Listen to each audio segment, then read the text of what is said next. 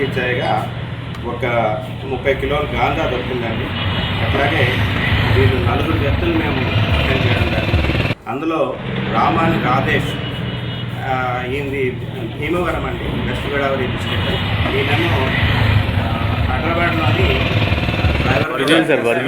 ఈయనకి బాగా గాంజా అలవాటు ఉంది. ఆ అలవాటుతో ఇంతకు ముందు కూడా ఒక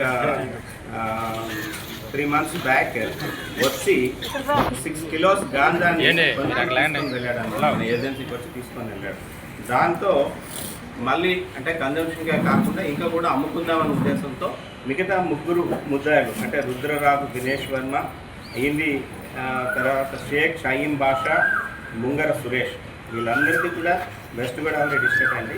వీళ్ళందరినీ ఒక టీమ్గా ఏర్పాటు చేసుకొని ముందుగా రాధేష్ మరియు రుద్రరాజు ఇద్దరు కూడా ఒక బైక్ మీద వెళ్ళారండి. బైక్ మీద వెళ్ళిన తర్వాత అక్కడ ఏజెన్సీలో పప్పులూరు దగ్గరలో ఒక గాంజాను 30 కేజీలు గాంజాను కొన్న తర్వాత వీళ్ళకి A3కి A4కి ఇన్ఫార్మ్ చేస్తే A3 A4 ఒక కారుని ఒకటి అద్దెకి తీసుకున్నారు. AP39JM935 అనే నెంబర్ గల కార్ని తీసుకొని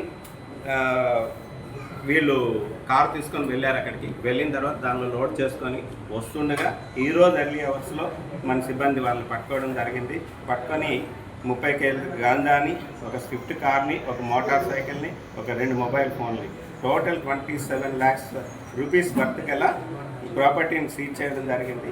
ఇది మనం వీళ్ళ తాలూకా రవాణా చేసే మార్గాన్ని కానీ మనం గమనిస్తే పప్పులూరు అని చెప్పేసి అక్కడ స్టార్ట్ అయ్యారండి. అక్కడ తీసుకున్నారు. అక్కడి నుంచి కలిమెల, దారకొండ, ఆర్వి నగర్, వింతాడ, కేడీపేట, నర్సీపట్నం, రాజమండ్రి, భీమవరం మీదుగా వీళ్ళు దీన్ని హైదరాబాద్ తీసుకెళ్ళడానికి అక్కడ ఉన్న వాళ్ళకి చిన్న చిన్న ప్యాకెట్ల ద్వారా అమ్మడానికి గాను వీళ్ళు తీసుకొని వెళ్తున్నారండి. ఈ 4 కూడా ఈరోజు అరెస్ట్ చేసి మ్యాజిస్ట్రేట్ గారి ముందు హెడ్ కానిస్టేబుల్ గిరిబాబు నాటవరం, అలాగే PC కొండబాబు, PC త్రిమూర్తులు, PC సత్యనారాయణ వీళ్ళందరూ కూడా ఎఫర్ట్స్ చేసి ఈ ముద్దాయిల్ని, ఈ గాంజాని సీజ్ చేయడంలో వాళ్ళు సహకరించారు. వాళ్ళందరికీ కూడా SP గారు అభినందనలు తెలియజేశారు. అట్ ది సేమ్ టైం నేను కూడా వాళ్ళకి కంగ్రాచులేషన్స్ చెప్తూ రేపు రాబోయే క్రైమ్ మీటింగ్లో వీళ్ళకి రివార్డ్స్ ఇస్తామని చెప్పేసి కూడా మీకు అందరికీ తెలియపరుస్తున్నాం. అందరికీ కూడా కోరేది ఒకటే, మీ దగ్గర నుంచి మాకు సహకారం కావాలి.